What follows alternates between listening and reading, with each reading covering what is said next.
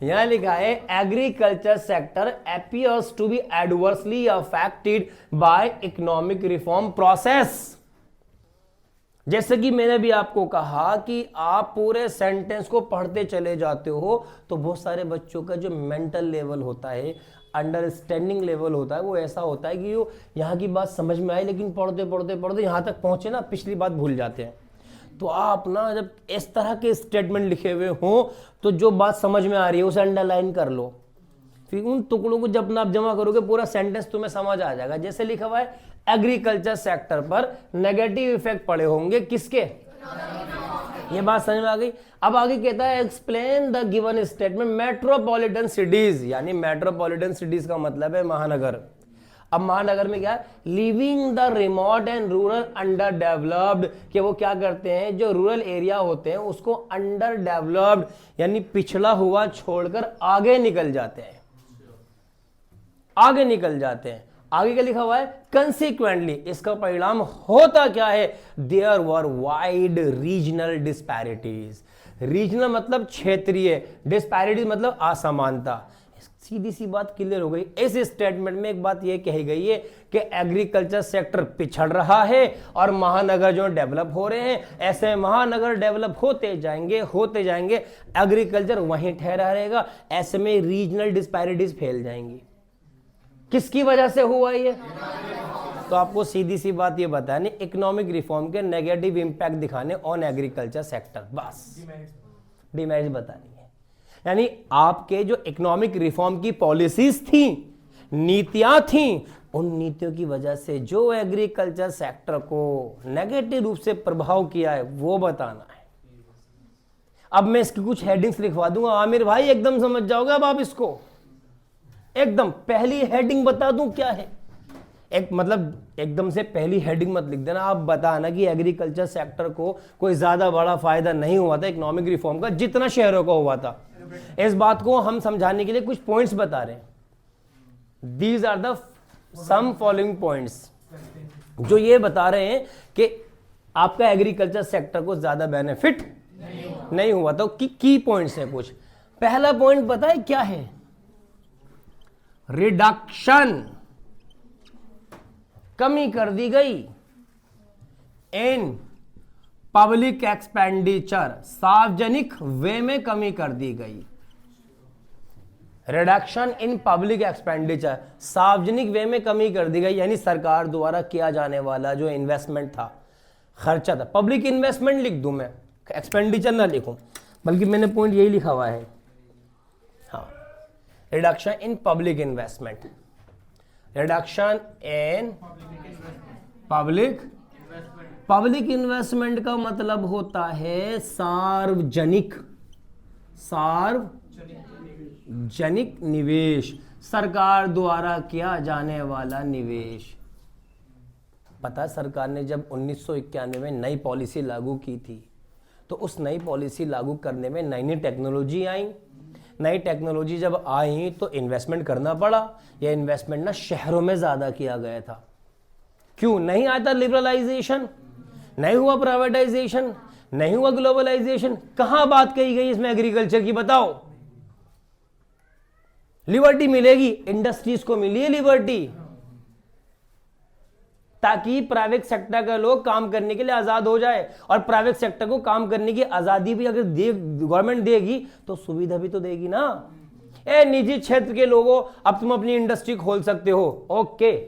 तो सरकार ने फिर क्या किया होगा, कुछ ऐसी सर्कमस्टेंसेस क्रिएट किए होंगे, कुछ ऐसी सुविधाएं उत्पन्न की होंगी जिसकी वजह से निजी क्षेत्र के लोग इन्वेस्टमेंट करने के लिए प्रोवोक हो, मोटिवेट हो। एग्रीकल्चर की बात कहां कही गई है, तो वो सुविधाओं के लिए जो खर्चा गवर्नमेंट कर रही थी वो शहरों में कर रही थी my dear students, agriculture sector को नहीं कर रही थी। तो एग्रीकल्चर सेक्टर के अंदर जो इन्वेस्टमेंट लेवल था गवर्नमेंट का वो कैसा हो गया था। और जब इन्वेस्टमेंट गवर्नमेंट कम करेगी तो ग्रोथ भी तो कम होगी ना। तो इकोनॉमिक रिफॉर्म का फायदा किसे हुआ है, तो किसको नहीं हुआ। आपने किस पॉइंट से बताया कि एग्रीकल्चर सेक्टर का इन्वेस्टमेंट की कमी थी। मैंने एलपीजी की बात जब करी होगी, शहरों की बात हुई होगी। अरे भाई कृषि क्षेत्र की तो अवहेलना की गई थी। नेग्लेक्ट किया गया था, पूरा क्लियर पॉइंट है। Negligence of agriculture sector, negligence मतलब उसको ऐसे ही छोड़ दिया था। और काम किस पर किया गया? तो जाहिर सी बात है मेट्रोपॉलिटन सिटी आगे निकल जाएंगी ना, रूरल एरिया को अंडर डेवलप्ड छोड़कर। तो जब आपका रूरल एरिया पिछड़ जाएगा, शहर डेवलप होने लग जाएंगे, तो रीजनल डिस्पैरिटी भी तो होगी ना मेरे प्यारे बच्चों। ये पॉइंट है, पहला पॉइंट। दूसरी हेडिंग, कैसे साबित करोगे आपके ये ऐसा हुआ? मैं बता दूं दूसरा पॉइंट।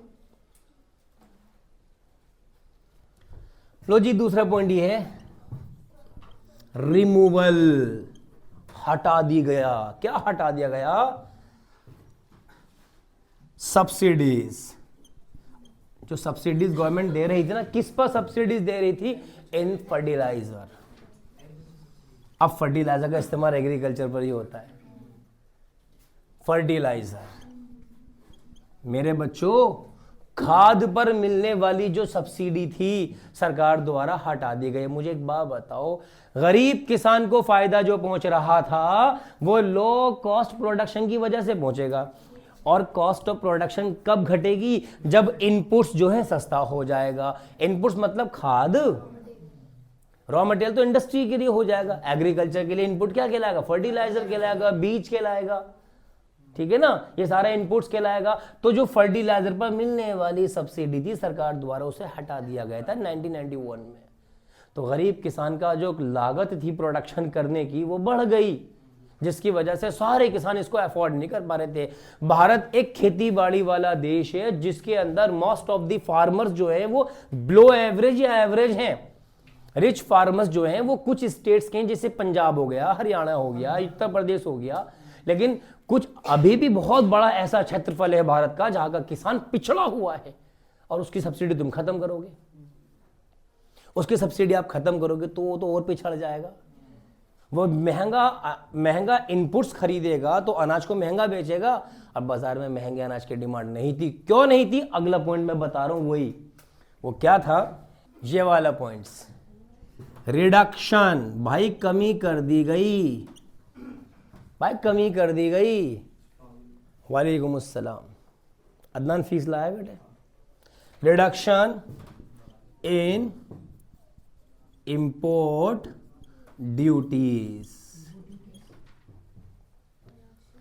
मेरे प्यारे बच्चों, हम सब बचपन से एक बात पढ़ते आ रहे हैं, अपने घरेलू उद्योगों को, अपने घरेलू साजो सामान को विदेशी प्रतियोगिता से, विदेशी कंपटीशन से प्रोटेक्ट करने के लिए विदेशी वस्तुओं को या तो महंगा करवा दो, जो अपने बाजारों में आने से रोक दो। और आपने एलपीजी को लागू करा, ग्लोबलाइजेशन, इंपोर्ट को आपने ओपन कर दिया। और भैया इंपोर्ट को ओपन करने के साथ साथ इंपोर्टेड सामान पर लगने वाला टैक्स कम कर दिया, इंपोर्ट ड्यूटीज कम कर दी। और वो एग्रीकल्चरल प्रोडक्ट जो खाद महंगी होने की वजह से हमारे यहां महंगा पड़ रहा था, वही सामान विदेशों से सस्ता आने लगा था। अब हमारे बाजार में वही सामान विदेशी सस्ता मिल रहा है और हमारे बाजारों में जो डोमेस्टिक प्रोडक्ट था वो महंगा मिल रहा है। ऐसे में डिमांड क्या हो जाएगी? किसकी डिमांड कम हो जाएगी और किसकी डिमांड बढ़ जाएगी? क्योंकि वो सस्ता हो गया। क्यों? क्योंकि इंपोर्ट ड्यूटीज क्या कर दी गई और हमारी सब्सिडीज क्या कर दी गई? हटा दी गई। बेटे बात समझ रहे हो? तो मुझे बताओ, एग्रीकल्चर सेक्टर को इन पॉइंट से तुम्हें नजर आ रहा है फायदा हो रहा है? सेकंड पॉइंट में बताने जा रहा हूं, एक काम और बहुत बढ़िया हुआ था जिसकी वजह से साफ पता लग रहा था किसान को ज्यादा परेशानी हुई। और वो क्या थी कि हमारा जो एग्रीकल्चर सेक्टर था at the eve of independence, हम जानते हैं कि वो ज्यादातर काम करता था, ज्यादातर प्रोडक्शन करता था कैश क्रॉप्स की, नकदी फसलों की, फूड ग्रेन्स की, अनाज की खेती करता था। अनाज की खेती कर, बार्टर सिस्टम था, तुम्हारा भी अनाज है और हमारा भी अनाज है, तुम्हारे पास गेहूं है, हमारे पास चावल है, हमारे पास दाल है, एक्सचेंज करो गुजारा करो, एक्सचेंज करो गुजारा करो, ऐसा होता था। और बाजार में बेचा भी उसे ही जाया करता था। इंडस्ट्रीज हमारे यहाँ नहीं थी तो हमें जरूरत भी नहीं थी कॉटन की खेती की, थोड़ी बहुत होती, वो भी अंग्रेजों ने फोर्सफुली हमसे करवाई थी।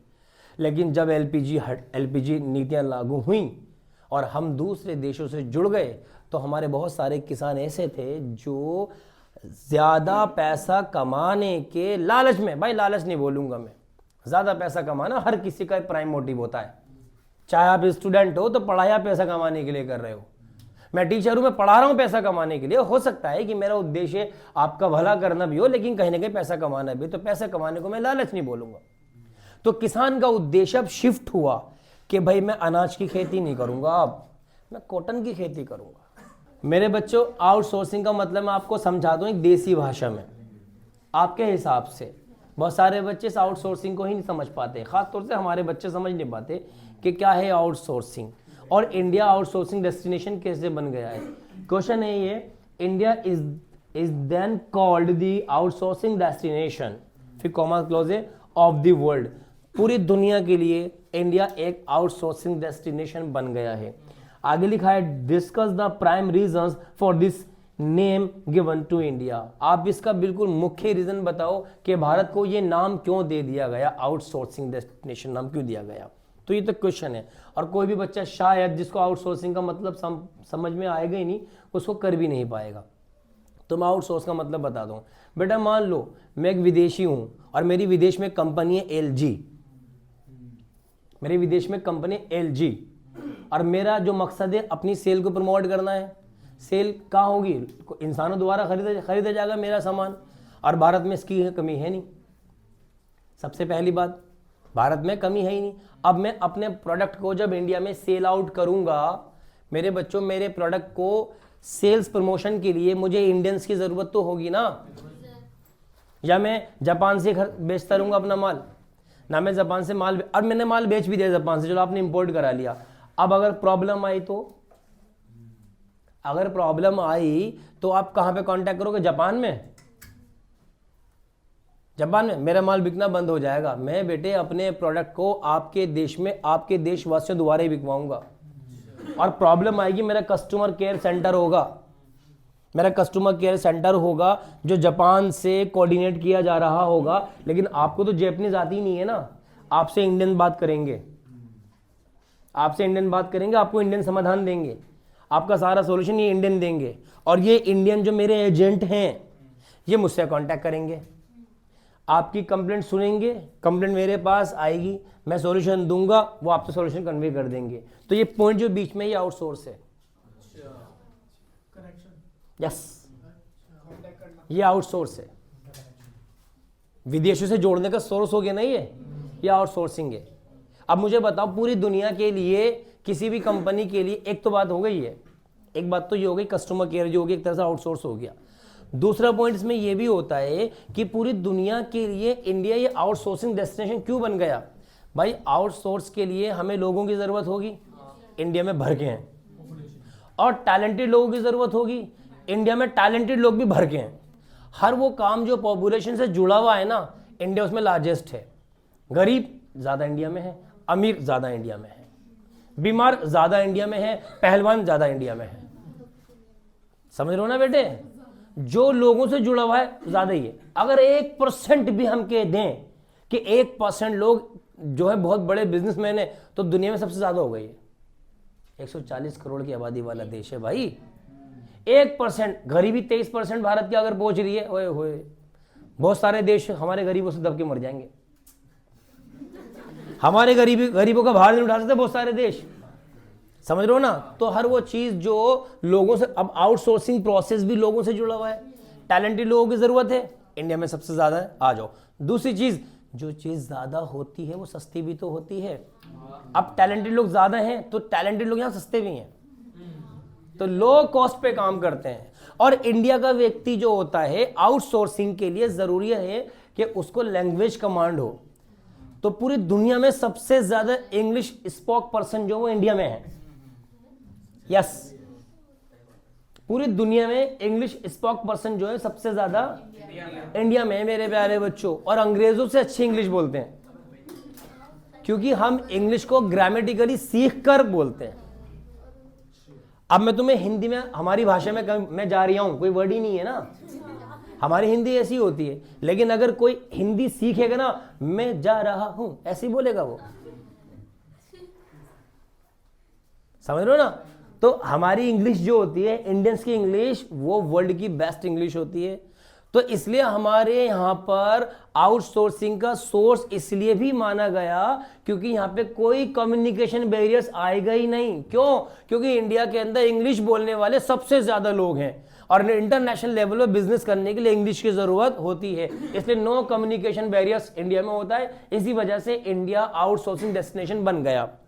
यहां पर टैलेंटेड लोग होते हैं इसलिए आउटसोर्सिंग डेस्टिनेशन बन गया, और यहां पर सस्ता होता है इसलिए सस्ती स्किल्ड पर्सन मिल जाते हैं, इसलिए आउटसोर्सिंग सोर्स बन गया। बेटा बात समझ रहे हो ना? तो विदेशी लोगों को इन सब चीजों की जरूरत होती है। और मैं एक बात बता दूं बच्चों, हमारे यहां पर जो इंफ्रास्ट्रक्चर है, आपको शायद ऐसा लगता है कि इंडिया का इंफ्रास्ट्रक्चर बेकार है। मैं बता दूं 10 लार्जेस्ट इकोनॉमी में आता है भारत। दुनिया में कितने सारे देश हैं? 10वें नंबर पर भारत आता है अपने इंफ्रास्ट्रक्चर को लेकर, अपने जीडीपी ग्रोथ को लेकर या प्रोडक्शन को लेकर 10वें नंबर पर है। अब 10वें नंबर पर अगर है तो जाहिर सी बात है इसका इंफ्रास्ट्रक्चर बहुत सुप्रीम होगा। और विदेशी कंपनीज को क्या चाहिए? इंफ्रास्ट्रक्चर इंडिया में है, तो सारी सुटेबल चीजें भारत में हैं, सारी सुटेबल चीजें भारत में है जो आउटसोर्सिंग को बनने के लिए जरूरी होती हैं। तो इंडिया को कह दिया गया this is the outsourcing destination across the world. पूरी दुनिया के लिए ये आउटसोर्सिंग डेस्टिनेशन बन गया है भारत, क्योंकि डिमांड भी है, लेबर भी है, सस्ता भी है, इंफ्रास्ट्रक्चर भी है, कम्युनिकेशन का प्रॉब्लम नहीं है। जो तुम्हें काम करने के लिए वो चाहिए भारत में है। और गवर्नमेंट पॉलिसीज भी हैं। गवर्नमेंट की सपोर्ट नहीं है क्या ग्लोबलाइजेशन को हमारे भारत में? हम चाहते हैं एम्प्लॉयमेंट बढ़े तो विदेशी कंपनी को इनवाइट करते हैं हम, तो आते हैं। तो गवर्नमेंट पॉलिसीज भी हैं। तो आप कह सकते हो देखो हेडिंग्स कि इंडिया को आउटसोर्सिंग डेस्टिनेशन क्यों कहा गया। पहला पॉइंट इसका अंदर था large number of talented and skills people. India के अंदर स्किल्स पीपल की जरूरत कमी नहीं है, टैलेंटेड लोगों की कमी, इसलिए मैं विदेशी कंपनी ये चाहता हूं कि मैं भारत में काम आसानी से कर सकता हूं, क्योंकि यहां पे टैलेंटेड लोगों की कमी अब मुझे काम करने के लिए इसकी जरूरत है और यहां पर है। दूसरा पॉइंट हम ये लिख सकते हैं नो कम्युनिकेशन बैरियर्स, के भारत के लोगों द्वारा अगर हम काम कराएंगे तो कोई कम्युनिकेशन बातचीत में कोई दिक्कत नहीं आएगी। क्यों? क्योंकि सबसे ज्यादा इंग्लिश स्पोक पर्सन इंडिया में 8 घंटे काम करेंगे, ओवर टाइम काम करेंगे, तो यहां पर जो मेहनती वर्कर्स की जरूरत होती है भारत में है। आपने देखा होगा भारतीय लोगों के अंदर मेहनत करने का जुनून होता है, क्योंकि बचपन से उन्हें यही पढ़ाया जाता है, मेहनत मेहनत मेहनत। वो कहते हैं ओके मेहनत, यही पढ़ाते हैं बचपन से, तो ये भारतीय खून में होती है, मेहनती होता है। आगे बढ़ते हैं इसके अंदर सुपीरियर